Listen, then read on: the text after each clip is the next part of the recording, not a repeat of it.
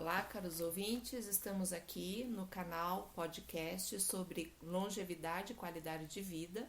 Mais uma vez estou aqui com o Paulo Vitor Figueira e nós vamos falar hoje sobre como conseguimos avaliar se estamos ou não com um bom condicionamento físico, dando continuidade ao nosso primeiro podcast. Olá, Paulo. Oi, Dani. Oi, pessoal. Então vamos lá. Paulo, como é que a gente pode ajudar as pessoas a refletirem se aquilo que elas estão fazendo enquanto atividades físicas, se são elementos assim que contribuem diretamente para condicionamento físico, para ter assim uma boa qualidade de vida? Como é que você pode ajudar a gente nisso? Tá, legal, Dani. Então, assim, no podcast passado a gente definiu, né, ou a gente tentou criar uma definição ali do que seria saúde, né? E a gente chegou na conclusão de que condicionamento físico ao longo da vida pode ser uma boa definição para a saúde, né? Eu consegui cumprir minhas tarefas e tudo mais que a gente conversou no outro podcast. Seguindo essa linha, a CrossFit ela usa vários modelos para definir condicionamento físico, né, um conjunto de modelos, e um deles é as 10 valências físicas, né? Essas 10 valências físicas elas são divididas, né, entre valências orgânicas e valências neurológicas. A gente vai falar um pouquinho mais sobre elas nos próximos episódios aí. Essas valências são condicionamento cardiorrespiratório, resistência muscular, força, flexibilidade, precisão, agilidade, equilíbrio, coordenação, velocidade e potência. Então a gente tem essas 10 valências para avaliar o nosso condicionamento físico. E a gente vê essas 10 valências, né, o condicionamento físico, como um comprometimento. Então, se você quer ser muito bom, né, especialista, muito bom mesmo, em uma dessas valências, você precisa comprometer capacidade em outra valência. Então, daí que vem, né, a ideia da CrossFit de a gente não ser especialista em nada. A gente ser mais ou menos bom em tudo, conseguir fazer de tudo que a vida pode requisitar da gente. Então, né, dando um exemplo em relação a isso, um atleta de elite de algum esporte, ele está comprometendo, né, tempo e capacidade em alguma valência para ser o especialista, o melhor do mundo no esporte dele.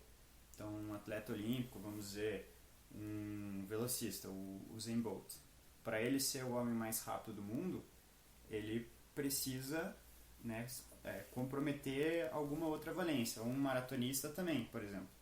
Né, os maratonistas, o que acontece? Geralmente eles têm o condicionamento cardiorrespiratório, né, excelente, elite, mas, né, vocês já devem ter visto o tipo físico de um maratonista. São pessoas extremamente magras, né, com pouca massa muscular. Então essa pessoa provavelmente em testes de força e resistência muscular ele ficaria muito mal colocado se a gente fosse comparar ele com outras pessoas de outros esportes, né? Então a gente vê essa capacidade extrema em alguma valência como um comprometimento de alguma outra valência. Isso, né, traria o seu nível de condicionamento físico teoricamente para baixo, né? Então a gente quer ser mais ou menos bom em todas essas valências. E para isso, né, você precisa de uma atividade ou de um conjunto de atividades que realmente estimule todas as 10 valências, né? Então, se você tem um programa de treino que só foca em uma delas, ou duas, ou três no máximo, e você nunca trabalha uma ou duas ou três das valências, esse programa pode estar gerando deficiências no seu condicionamento físico, né? Problemas e elos fracos na sua corrente, aí, que seria o condicionamento físico. Me veio uma pergunta, Paulo, assim, que talvez seja uma pergunta comum. Vamos pegar assim um atleta de futebol. O atleta de futebol, teoricamente, ele de certa forma viria a trabalhar essas valências um pouco mais equilibradas, digamos assim. Talvez não todas, mas ele, assim, teria provavelmente um equilíbrio maior do que um maratonista, por exemplo, um velocista, né? Mas ele não consegue manter, por exemplo, ao longo da vida dele, esse condicionamento como ele sendo jogador de futebol. Então ele tem uma idade onde geralmente ele se aposenta, digamos assim, porque o corpo dele não consegue mais dar conta daquele nível de exigência, digamos assim. Isso acontece em função da característica de determinados esportes, ou é a maneira como as pessoas exigem do corpo delas, assim, que acaba comprometendo. Eu tô falando daí em termos assim de manter isso, né, por mais tempo.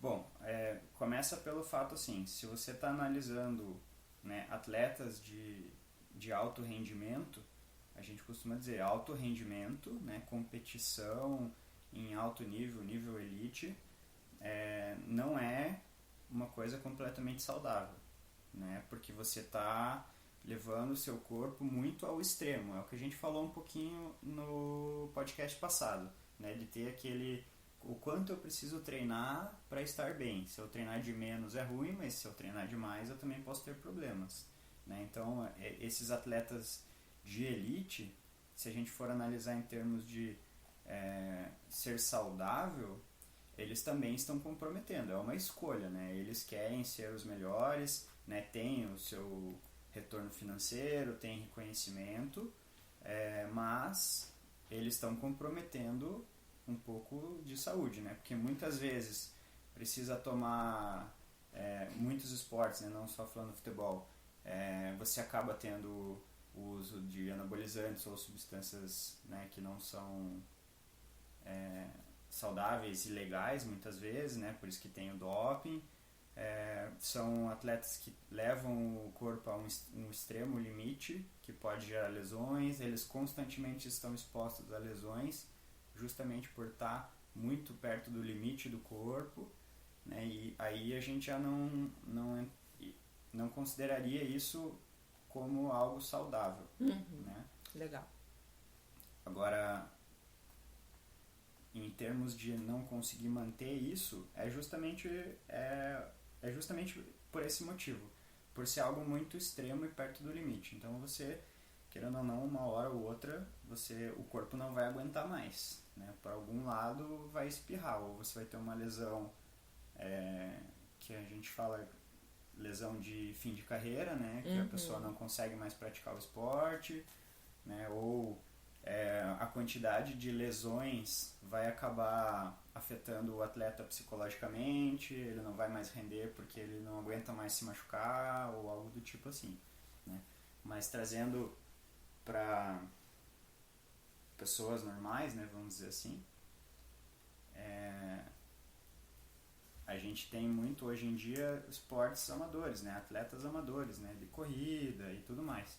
Então esses atletas também precisam se cuidar para não passar desse limite, né, porque aí vem a diferença. Os atletas de elite estão escolhendo isso porque eles têm um retorno financeiro ou de reconhecimento. Um atleta amador, ele precisa saber pesar mais, né, esses prós e contras, e tentar manter o esporte como uma coisa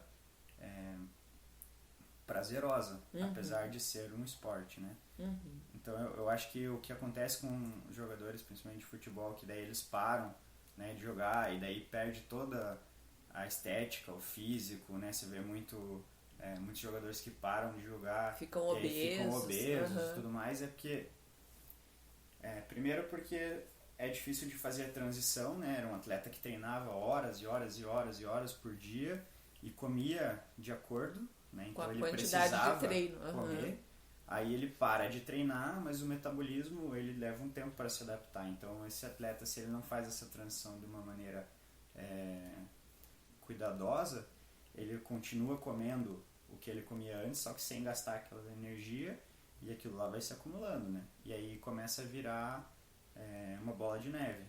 E muitas vezes é porque a vida de atleta, o treino de atleta, ele é tão estressante, né, psicologicamente também, que às vezes chega um ponto que deixa de ser prazeroso para a pessoa. Então, quando ela para de ganhar, né, o dinheiro ou o que fazia ela ser um atleta, ela não vê mais aquela recompensa e aí ela desiste completamente de fazer a atividade física, né? Então aí a pessoa se torna aversivo o processo. Se torna, exato, se afasta do exercício físico porque ela não tinha prazer em fazer exercício. Ela fazia porque ela ganhava dinheiro ou porque ela tinha um reconhecimento, e agora que não tem mais, acaba indo do nível de treino de elite para um nível de treino quase zero, né? Então acho que junta essas duas coisas aí. Legal.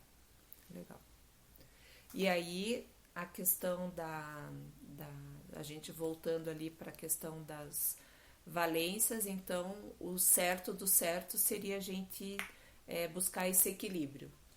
Exatamente. Quanto mais equilibrado for, né, o seu programa em relação a isso, melhores vão ser os benefícios, né?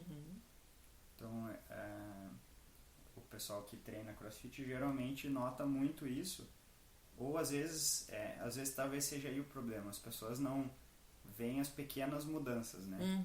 Então é fácil você ficar feliz se você num exercício X erguia 100 quilos e agora você ergue 120.